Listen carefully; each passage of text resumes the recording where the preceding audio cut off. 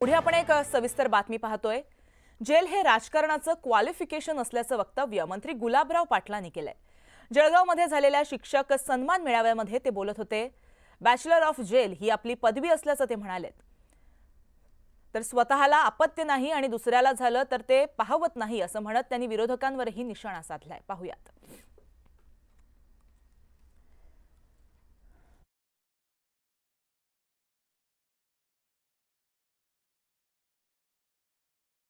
प्रतापने सांगितलं एक दिवस जेलमध्ये राहिलो। अरे जेल हे आपलं क्वालिफिकेशन आहे।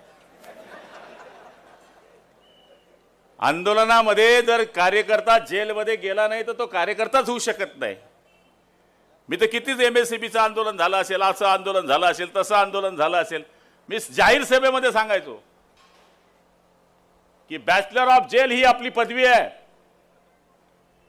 जर राजकारणी माणसाने आपल्या कार्यकर्त्यांच्या लढ्याकरता, जनतेच्या लढ्याकरता आंदोलन करून जर जेलमध्ये गेला असेल तर ती त्याची पदवी आहे।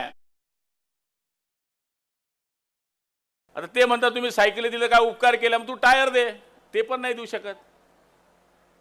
आम्ही भजनी मंडळाला साहित्य दिलं, त्याला म्हणलं आम्ही साहित्य दिलं, तू कमीत कमी टाळ तर दे। करायचं नाही, स्वतःला अपत्य व्हायचं नाही, दुसऱ्याचं झालं ते पाहायचं नाही, हा जो प्रकार आहे हा चुकीचा आहे। पुन्हा पाहूयात उर्वरित बातम्यांचा सुपरफास्ट आढावा।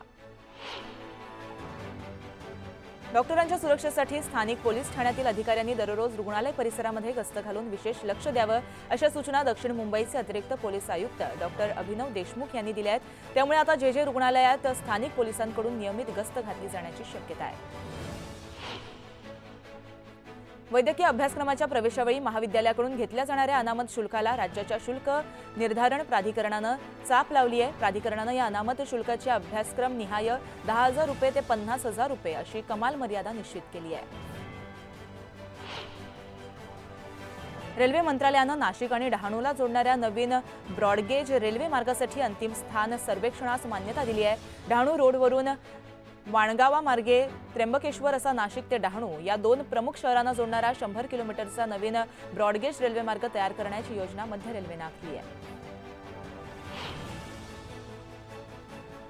ठाणे पालिकेच्या बेतवडे येथील शासकीय भूखंडावरती प्रधानमंत्री आवास योजना राबवण्यात येते। ही योजना राबवण्यासाठी PPP या तत्वाच्या निविदा मागवून विकसक नियुक्त करण्याची प्रक्रिया सुरू आहे। पालिकेने निविदा काढली त्यावेळी निविदेतील अटी शर्तींमुळे प्रतिसाद मिळत नसल्याने अटी शिथिल करण्यात आल्या आहेत। पुण्यातील खडकवासला मतदारसंघावरती शिवसेनेनं दावा ठोकवलाय। काहीही झालं तरी यंदा खडकवासला लढणारच असा एल्गार शिंदे गटाचे शिवसेना जिल्हाप्रमुख रमेश कोंडे यांनी पुकारलाय। महायुतीत खडकवासलात सध्या भाजपच्या ताब्यात असून NCP पाठोपाठ शिवसेनेने या जागेसाठी दावा केलाय। विधानसभा निवडणूक कोणत्याही परिस्थितीमध्ये लढवणारच अशी भूमिका भाजपचे नेते आणि जिल्हा मध्यवर्ती बँकेचे संचालक प्रकाश जमदाडे यांनी जाहीर केलंय। जत विधानसभा निवडणुकीच्या पार्श्वभूमीवर जतमध्ये भाजपच्या कार्यालयाचं उद्घाटन पार पडलं। यावेळेस त्यांनी आपली भूमिका स्पष्ट केली आहे।